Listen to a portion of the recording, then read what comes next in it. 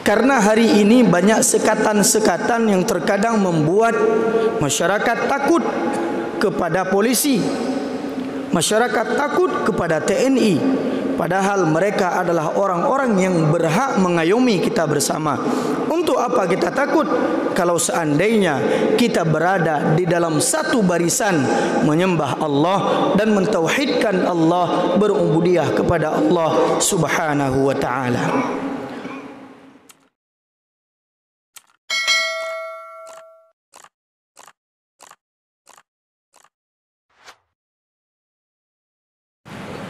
A'udzu billahi minasyaitonir rajim.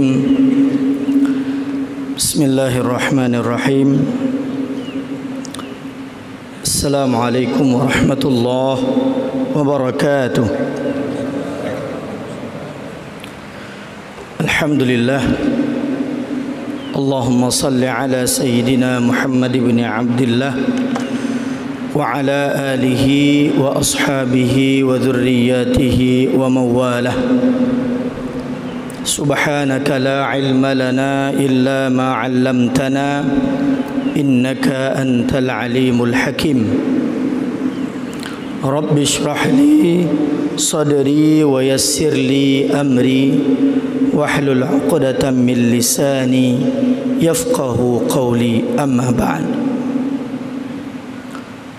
Mari sama-sama kita memuja dan memuji Allah Subhanahu wa ta'ala dengan mengucapkan alhamdulillahi rabbil alamin alladzi bi ni'matihi tatimmus shalihat. Bersalawat kepada baginda Rasulullah Muhammad sallallahu alaihi wasallam dengan mengucapkan Allahumma salli ala sayyidina Muhammad wa ala alihi wa sahbihi ajma'in.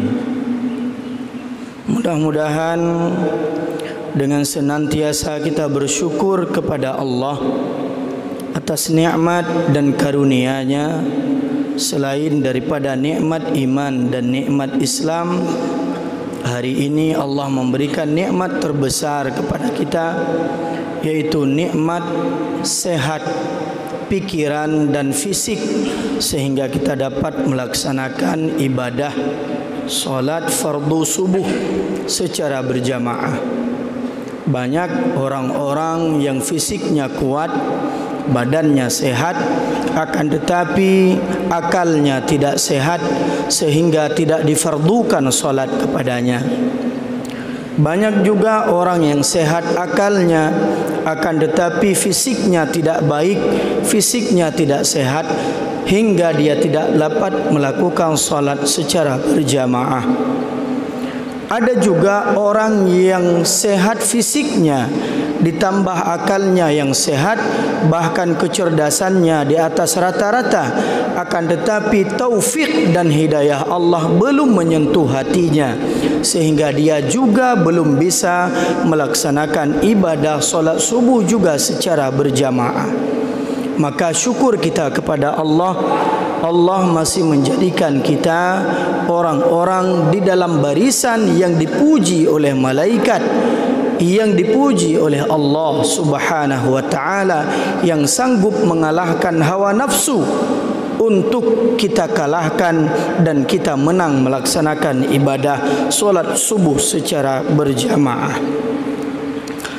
Dengan berselawat kepada baginda Rasulullah Muhammad sallallahu alaihi wasallam, mudah-mudahan kita harapkan pada hari qiyamah kelak, yaumil mahsyar, yaumil hisab, di mana timbangan manusia di hadapan Allah dihisab.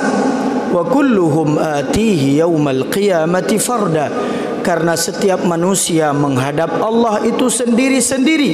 Tidak ada yang membawa backing, tidak ada yang membawa bodyguard, tidak ada yang memakai baju jabatannya, tidak ada yang membawa gelar pendidikannya, tidak ada yang membawa kekuasaannya.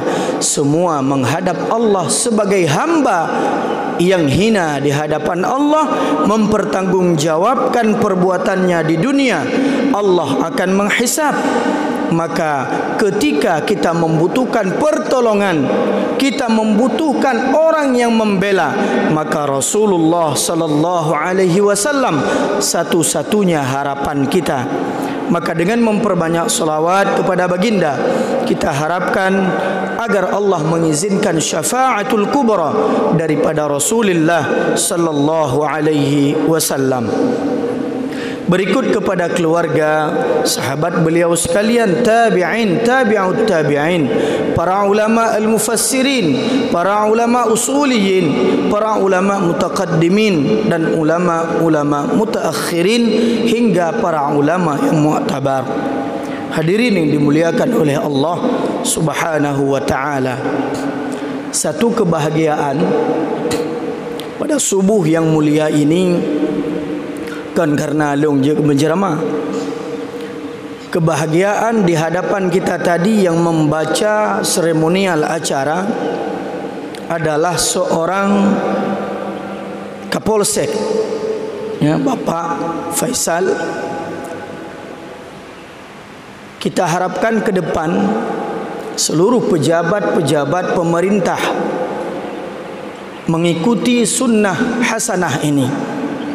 Artinya setiap pejabat, baik itu dari kalangan polisi, kalangan TNI, kalangan menteri, ya mungkin enggak ada menteri, ya kepala dinas, ya, atau sekretaris dinas, atau kasih atau kabid, terserah, yang akan memimpin kita, yang akan memberikan semangat kepada kita untuk senantiasa kita bergabung di dalam ukhuwah dan syiar dakwah, khususnya di wilayah Kota Luk Semawi. Mungkin inilah yang kita harapkan ke depan. Apabila suatu masyarakat sudah bisa bersatu untuk taat, sudah bisa bersatu di dalam sebuah masjid, tidak hanya orang-orang masjid bersatu di kedai kopi, akan tetapi seluruh yang pernah ngopi itu bersatu di dalam masjid, maka inilah sebuah kemenangan akan kita raih. Karena hari ini banyak sekatan-sekatan yang terkadang membuat masyarakat takut kepada polisi, masyarakat takut kepada TNI, padahal mereka adalah orang-orang yang berhak mengayomi kita bersama. Untuk apa kita takut kalau seandainya kita berada di dalam satu barisan menyembah Allah dan mentauhidkan Allah, berubudiyah kepada Allah Subhanahu wa taala.